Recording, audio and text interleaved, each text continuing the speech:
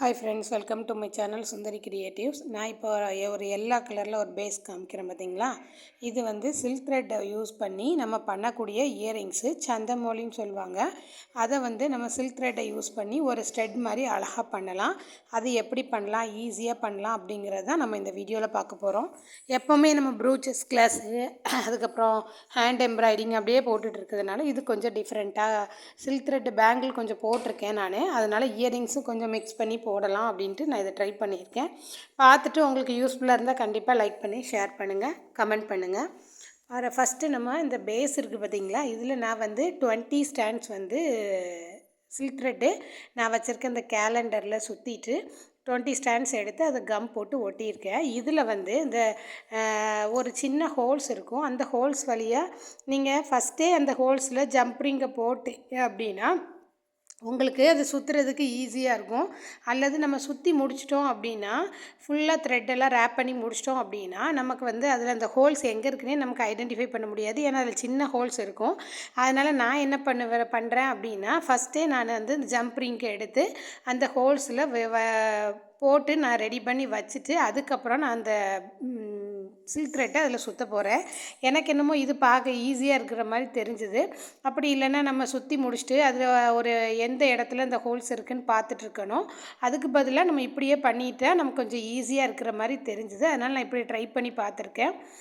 எப்படி இருக்குதுன்னு பார்த்துட்டு சொல்லுங்கள். அப்புறம் சில்க் த்ரெட்டு இந்த மாதிரி சந்திரமௌலி ஷேப்ஸில் வந்து நம்ம நிறைய டிசைன் இருக்குது. அதாவது இந்த ஷேப்பில் சர்க்கிளில் இருக்குது பார்த்திங்களா, இது ஓவல் ஷேப்பில், அப்புறம் சின்ன ரிங் மாதிரி அதெல்லாம் நிறைய இருக்குது.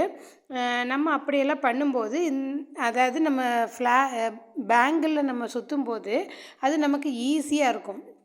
அதாவது ஒரே அளவுள்ளதாக இருக்கும். அதனால் சுற்றுறதுக்கு சில்க் த்ரெட்டில் ஈஸியாக இருக்கும். ஆனால் இதில் பார்த்திங்கன்னா நமக்கு சுற்றுறதுக்கு கஷ்டமாக இருக்கும். ஏன் அப்படின்னா அது ஒரு பக்கம் கொஞ்சம் ஃப்ளாட்டாக இருக்கும், இன்னொரு பக்கம் கொஞ்சம் தடிமனாக இருக்கும். நீங்கள் பார்த்திங்கன்னா அந்த ஷேப்பே தெரியும்.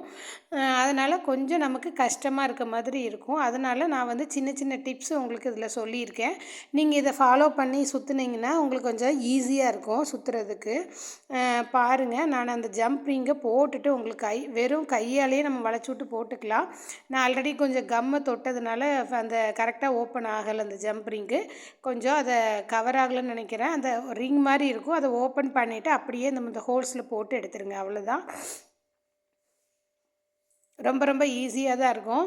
நம்ம ப்ரூச்சஸ் கிளாஸே போட்டுட்ருக்கிறதுக்கு கொஞ்சம் கொஞ்சம் ஃப்ரீ ஹேண்ட் எம்ப்ராய்டிங்கு, அப்புறம் ஃபேப்ரிக் பெயிண்டிங் இதெல்லாம் கொஞ்சம் கொஞ்சமாக நம்ம அப்படியே மிக்ஸ் பண்ணி பார்க்கலாம். வீடியோஸ் எல்லாம் ஃபேப்ரிக் பெயிண்டிங்கும் நான் சீக்கிரமாக அப்லோட் பண்ணுறேன். அந்த ஜம்ப்ரிங்கை போட்டுட்டு உங்களுக்கு காட்டுறேன். அந்த சின்ன ஹோல்ஸ் வழியாக அது போக மாட்டேங்குது. அதனால் ஃபஸ்ட்டே நம்ம போட்டு வைக்கலாம் அப்படின்னு சொல்லிட்டு தான் ட்ரை பண்ணேன். அது கையில் கம்மு இருக்கிறதுனால கொஞ்சம் கரெக்டாக ஓப்பன் ஆகலை. பார்த்திங்கன்னா அதில் போட்டுட்டேன் நான். இப்போ பார்த்திங்கன்னா நம்ம கொஞ்சம் கொஞ்சமாக அதை ரேப் பண்ண ஆரம்பிச்சிடலாம். பாருங்கள், இதில் சுற்றும்போது கொஞ்சம் நல்லா டைட்டாக பிடிச்சிக்கோங்க. நான் சொல்கிற மெத்தடு படி நீங்கள் சுற்றுனீங்கன்னா உங்களுக்கு கொஞ்சம் ஈஸி. இப்போ பார்த்திங்கன்னா நான் இதில் வந்து நம்ம லெஃப்ட் ஹேண்டில் பிடிச்சிருக்கோம் பார்த்திங்களா, ஆள்காட்டி விரலும் பெரு விரலையும் நீங்கள் டைட்டாக பிடிச்சிக்கோங்க. பிடிச்சிட்டு லாஸ்ட் வரைக்கும் இந்த மாதிரி நீங்கள் என்ன பண்ணலாம் அப்படின்னா, உங்களுக்கு இது சுற்றுறதுக்கு கஷ்டமாக இருந்துச்சுன்னா லாஸ்ட் எண்டில் ஒரு நீடில் இன்சர்ட் பண்ணி அதில் ஒரு நாட் போட்டு வச்சிட்டிங்கன்னா அந்த நீடில் வச்சு நம்ம உள்ளே விட்டு எடுக்கிறதுக்கு ஈஸியாக இருக்கும். அப்படி கூட ட்ரை பண்ணுங்கள். உங்களுக்கு வேணும்னா சொல்லுங்கள், நான் அப்படி ஒரு வீடியோவும் உங்களுக்கு போடுறேன். இப்போ பார்த்திங்கன்னா இந்த மாதிரி ரிங்கில் நம்ம வந்து சுற்றும்போது நமக்கு கொஞ்சம் டிஃபிகல்ட்டாக இருக்கும். அதனால் நான் என்ன பண்ணியிருக்கேன், மேலே கொஞ்சோண்டு கம் அப்ளை பண்ணிவிட்டு அதுக்கப்புறம் நான் சுற்றும்போது பார்த்திங்கன்னா நான் லெஃப்ட் ஹேண்டில் நம்ம ஆள்காட்டி விரலுக்கு பக்கத்து விரல் இருக்குது பார்த்திங்களா, அதை நம்ம சென்டரில் இப்படி பிடிச்சிட்டிங்கன்னா உங்களுக்கு அந்த த்ரெட்டை எடுக்கிறதுக்கு ஈஸியாக இருக்கும். தம் ஃபிங்கரும் ஆள்காட்டி விரலையும் அந்த சில்க் த்ரெட்டை ரிங்கையும் ஹோல்டு பண்ண பிடிச்சிக்கோங்க. பிடிச்சிட்டு அதுக்கு அடுத்த ஒரு விரல் இருக்குது பார்த்திங்களா, சென்டரில் உள்ள விரல், அதை நீங்கள் அது வழியாக நீங்கள் த்ரெட்டை பிடிச்சி வெளியில் கொண்டு வந்தீங்கன்னா உங்களுக்கு சுற்றுறதுக்கு ஈஸியாக இருக்கும். நான் என்ன பண்ணிட்டேன்னா ஒரு சின்ன மிஸ்டேக் பண்ணியிருக்கேன். நீங்கள் அந்த சில்க் த்ரெட்டை வந்து ரொம்ப அடர்த்தியாக அதாவது பட்டையை வச்சுட்டு சுற்றுங்க. அப்படி சுற்றுனீங்கன்னா உங்களுக்கு ஈஸியாக இருக்கும். நான் கொஞ்சம் என்ன பண்ணிட்டேன்னா கொஞ்சம் சுருண்டை மாதிரி ஆக்கிட்டேன்.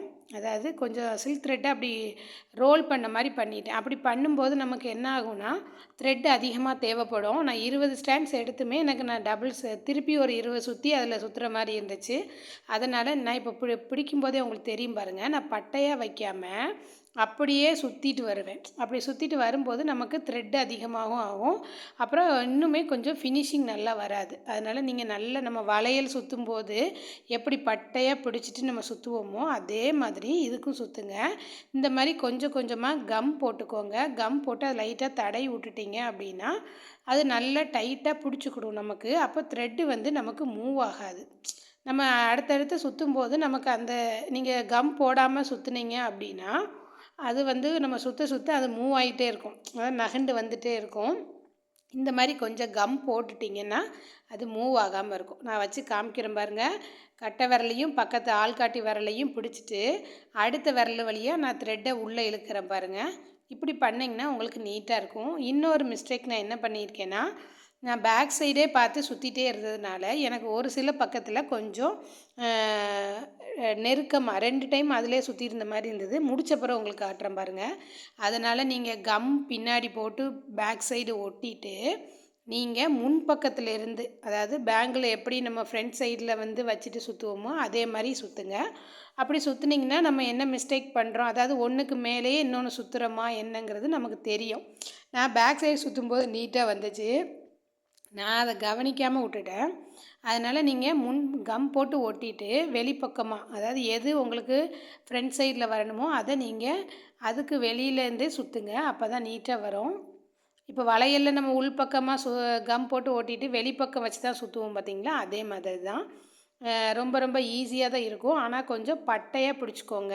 பட்டையாக பிடிச்சிட்டு சுற்றுனீங்கன்னா இன்னுமே அந்த சில்க் த்ரெட்டோட ஷைனிங்கோட அழகாக வரும். நான் அதை பண்ணலை. நான் கொஞ்சம் கையில் இந்த பாருங்கள் மொத்தமாக இப்படி பிடிச்சிட்டு சுற்றுனதுனால எனக்கு கொஞ்சம் அந்த பட்டையாக உள்ளதும் வரல. கொஞ்சம் ஒன்றுக்கு மேலே ஒன்று சில டைம் வந்துருச்சு. அப்படியெல்லாம் நமக்கு தேவையில்லை. அதனால் நீங்கள் வந்து கரெக்டாக முன்பக்கமாக வச்சுட்டு கரெக்டாக சுற்றுனீங்கன்னா சூப்பராக அந்த ஷைனிங்கோட அழகாக வரும். இப்படி கொஞ்சம் கொஞ்சம் கம் போடுறதுனால நமக்கு ஈஸியாகவும் இருக்கும். ஒரு சிலர் என்ன பண்ணுவாங்கன்னா, நம்ம ஜுமுக்கா பண்ணுவோம் பார்த்தீங்களா, ஜுமுக்கா பண்ணும்போது ஒன்று விட்டு ஒன்று பண்ணுவோம். அதாவது கொஞ்சம் கேப்பு விட்டு ரேப் பண்ணுவோம். அந்த மாதிரி கூட நீங்கள் பண்ணிக்கலாம். நான் இப்போ காமிக்கிறேன் பாருங்கள். ஆள்காட்டி விரலும் பக்கத்து விரலையும் பிடிச்சிட்டு சுற்றிட்டு அதுக்கப்புறம் 3வது விரலை நான் எப்படி கொண்டு வர்றேன் பாருங்கள். இந்த 3வது விரலை இப்படி உள்பக்கமாக தெரியுதா, இப்படி வைக்கும்போது உங்களுக்கு சில்க் த்ரெட்டை வெளியில் எடுக்கிறதுக்கு ஈஸியாக இருக்கும். அப்படி இல்லைன்னா நீங்கள் லாஸ்ட்டு எண்டில் ஒரு நீடியில் கோர்த்துக்கோங்க. கோர்த்துட்டு ஒரு முடிச்சு போட்டு வச்சிட்டிங்கன்னா அந்த நீடியில் மட்டும் உள்ளே விட்டு எடுக்கிற மாதிரி இருக்கும். அப்படி கூட ட்ரை பண்ணி பாருங்கள். உங்களுக்கு வேணும்னா கமெண்ட் பண்ணுங்கள். நான் அந்த வீடியோ ஒன்று போடுறேன். நம்ம இப்போ கண்டினியூவாக சுற்றிட்டே வரோம் பார்த்தீங்களா, இதை நீங்கள் ஒன்று விட்டு ஒன்று கொஞ்சம் கேப் விட்டு சுற்றுனீங்கனாலும் அழகாக இருக்கும். அந்த கேப்பில் கம் போட்டு கூட ஒட்டிட்டு சுற்றிக்கலாம். எல்லாம் நமக்கு ரொம்ப ஈஸியான மெத்தட்லேயே நமக்கு எப்படி வசதியோ அப்படி நம்ம பண்ணிக்கலாம். இது ஃபுல்லாக நான் சுற்றிட்டு உங்களுக்கு காமிக்கிறேன்.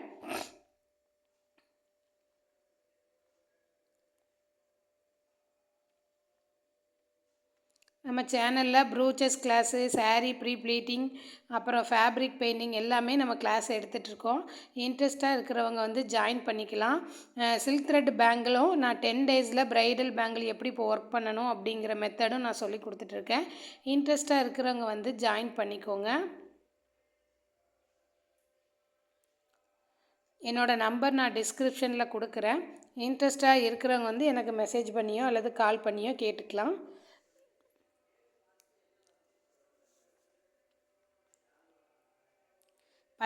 இப்போ நான் சில்க் த்ரெட்டை அப்படியே வச்சுட்டு சுற்றுறேன் பார்த்தீங்களா, இப்படி சுற்றுனீங்கன்னா நமக்கு த்ரெட்டு அதிகமாக தேவைப்படும். அப்புறம் பார்த்திங்கன்னா சுருண்டை மாதிரி ஆயிரும். அதனால் நீங்கள் என்ன பண்ணுங்கள், கொஞ்சம் அகலமாக அதை பட்டையாக வச்சுக்கோங்க. சில்க் த்ரெட்டை பட்டையாக வச்சுட்டு சுற்றுனீங்கன்னா உங்களுக்கு சுற்றுறதுக்கு ஈஸியாக இருக்கும். இது ரொம்ப சிம்பிளான ஒரு டிசைன் தான். இதை ஃபுல்லாக சுற்றிட்டு உங்களுக்கு காமிக்கிறேன் பாருங்கள். இது ஃபுல்லாக முடிச்சாச்சு. இன்னும் கொஞ்சம் பக்கம்தான் இருக்குது.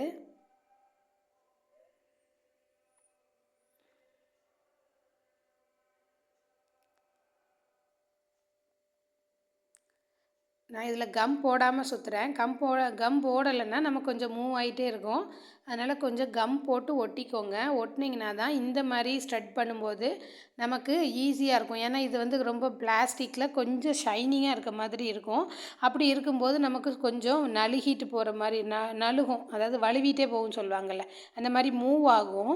அப்படி இருக்கும்போது நீங்கள் வந்து நம்ம கம் போட்டிங்கன்னா தான் அது நமக்கு பர்ஃபெக்டாக வரும். நமக்கு கொஞ்சம் சுற்றுறதுக்கு ஈஸியாக இருக்கும். அதுதான்.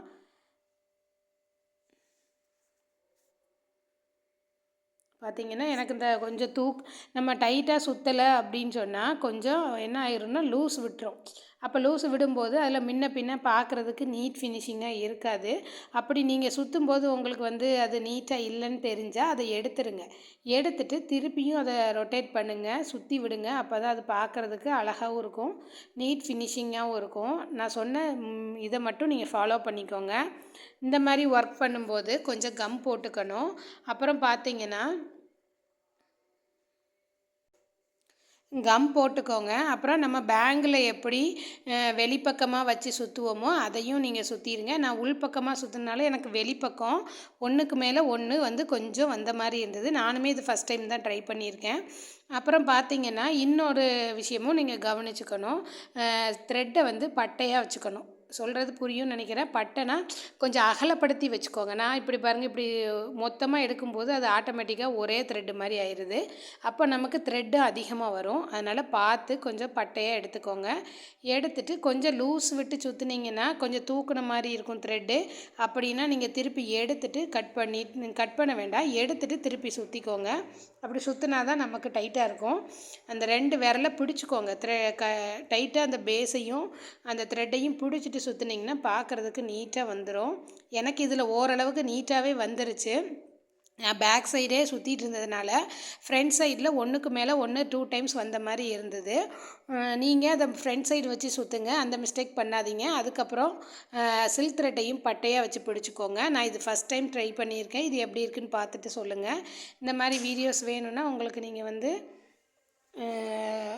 கமெண்ட் பண்ணுங்கள். நான் இதே மாதிரி ஜும்கா பேஸும் உங்களுக்கு நான் வந்து போடுறேன் நெக்ஸ்ட்டு வீடியோ. இது ரொம்ப ரொம்ப ஈஸி தான். அந்த சில்க் த்ரெட்டை நம்ம ப்ராப்பராக சுற்றிட்டோன்னா நமக்கு அந்த வேலை ஈஸியாக முடிஞ்சிடும்.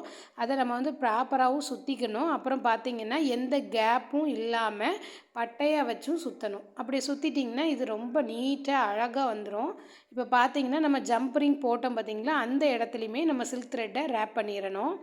பாருங்கள், ரேப் பண்ணிவிட்டு கரெக்டாக நீங்கள் மூவ் பண்ணி விட்டுட்டிங்கன்னா அந்த சில்க் த்ரெட்டு பக்கத்தில் இருக்கிறதும் நமக்கு வந்து கரெக்டாக ஆயிரும். கம் போட்டதுக்கப்புறம் எக்ஸஸாக உள்ள த்ரெட்டெல்லாம் நீங்கள் வந்து கட் பண்ணி விட்டுருங்க. அவ்வளோதான். அழகான ஒரு ஜும்கா வந்து நமக்கு ரெடி ஆயிடுச்சு. இதிலெல்லாம் நீங்கள் கடையில் போய் வாங்கினீங்கன்னா கண்டிப்பாக ஒரு 50 ரூபாயாவது சொல்லுவாங்கன்னு நினைக்கிறேன். ஆனால் வந்து நம்ம வீட்டிலையே ரெடி பண்ணிக்கலாம் ஈஸியாக. நம்ம கிட்ஸுக்கு வேணும்னா ட்ரெஸ்ஸுக்கு மேட்சாக அந்த மாதிரிலாம் நீங்கள் ரெடி பண்ணிக்கலாம். நான் இந்த காமிக்கிறேன் பாருங்கள் என்ன மிஸ்டேக் விட்டேன்னு. பேக் சைடாக நான் சுற்றிட்டே வந்ததுனால எனக்கு என்னாச்சுன்னா லைட்டாக கேப் இருக்குது. ஒன்றுக்கு மேலே ஒன்று கொஞ்சம் சுற்றியிருக்கேன். இன்னுமே எனக்கு ஃபினிஷிங் வரணும், அந்த ஷைனிங்னஸ் இன்னும் வரணும். வந்துச்சுன்னா அழகாக இருக்கும் பார்க்குறதுக்கு. பாருங்கள், ஒரு சைடில் கொஞ்சம் தின்னாக தெரியுதா என்னோடது, அதனால் அப்படி கொஞ்சம் நம்ம பேக் சைடே சுற்றிட்டு வந்ததுனால இந்த மாதிரி ஆயிடுச்சு. இப்போ இந்த ஜம்ப் ரிங்க்கு மேலே நம்ம ரெடிமேடாக கிடைக்கும் அந்த ஹூக் மாதிரி இருக்கும் பார்த்திங்களா, கம்மல் போடும்போது. அது நேம் எனக்கு கரெக்டாக தெரியல. அந்த ஹூக் மாதிரி போட்டு நம்ம கம்மல் போடுவோம் பார்த்திங்களா, அதை இந்த ஜம்ப் ரிங் உள்ளே போட்டுட்டிங்கன்னா நல்ல ஒரு நமக்கு கம்மல் ரெடி ஆயிரும். அந்த ஜம்ப் ரிங்கை லைட்டாக ஓப்பன் பண்ணி விட்டுக்கோங்க. அந்த ஜம்ப் ரிங்கை ஓப்பன் பண்ணிவிட்டு அந்த ஹூக் மாதிரி இருக்கும்ல, அதை நம்ம வந்து இன்சர்ட் பண்ணிட வேண்டியதாக. ரொம்ப ரொம்ப ஈஸி. இதை நம்ம கையிலே பண்ணிடலாம். நான் வீடியோ எடுக்கும்போது கொஞ்சம் அங்கே மூவ் ஆகலை, கரெக்டாக கவர் ஆகலைன்னு நினைக்கிறேன். போட்டுட்டு காமிக்கிறேன். தெரியலன்னா கண்டிப்பாக கேளுங்க. நான் நெக்ஸ்ட்டு ஒரு வீடியோ போடும்போது உங்களுக்கு நான் இதை அப்டேட் பண்ணுறேன். ரொம்ப ரொம்ப ஈஸி தான், பார்த்துக்கோங்க. ட்ரை பண்ணி பாருங்கள். நம்ம ஃபினிஷிங் வர்றதுக்கு நம்ம ஒர்க் பண்ணிகிட்டே இருந்தால் தான் அதில் வரும். சில்க் த்ரெட்டை பொறுத்தளவில் நம்ம வந்து நான் வந்து அந்த ஹூக் வந்து எடுத்து வச்சுருந்தேன். அது எங்கேயோ மிஸ் ஆயிடுச்சு. அதனால் தேடிட்டே இருந்துட்டேன். திருப்பி அந்த ஹூக்கை எடுத்து திருப்பி வேறு எதாவது எடுத்து மாற்றிருக்கேன் பாருங்கள். அந்த ஜம்ப் ரிங் இருக்குல்ல, அதை ஓப்பன் பண்ணிக்கோங்க. ஓப்பன் பண்ணிவிட்டு அந்த ஹூக்கில், அதாவது நம்ம கம்மல் மாட்டுவோம்ல, அதுலேயுமே ஒரு ரிங் மாதிரி இருக்கும். அதை அந்த ஜம்ப் ரிங்க்குள்ளே போட்டிங்கன்னா நமக்கு ஈஸியாக ஒரு ஸ்டெட்டு ரெடி ஆயிரும் பாருங்கள்.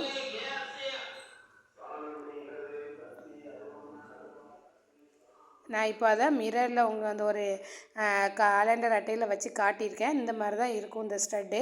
இதுக்கு மேலே நீங்கள் வந்து ஸ்டோனு, அந்த மாதிரி குந்தன் ஸ்டோன் எது வேணாலும் நம்ம பேஸ்ட் பண்ணிக்கிட்டால் இன்னும் டெக்கரேட் பண்ண அழகாக இருக்கும். நான் லாஸ்ட்டாக இதோட இமேஜும் அட்டாச் பண்ணியிருக்கேன். இந்த வீடியோ உங்களுக்கு பிடிச்சிருந்தா, யூஸ்ஃபுல்லாக இருந்தால் லைக் பண்ணுங்கள், ஷேர் பண்ணுங்கள், சப்ஸ்கிரைப் பண்ணி சேனலுக்கு சப்போர்ட் பண்ணுங்கள். தொடர்ந்து வீடியோஸ் வேணும்னாலும் கமெண்ட் பண்ணுங்கள்.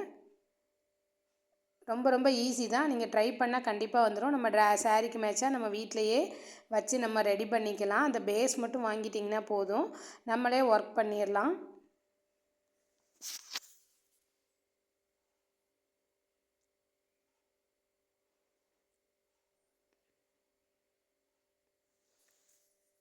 ஃபோட்டோ பாருங்கள், பிடிச்சிருந்தால் லைக் பண்ணுங்கள். தேங்க்யூ.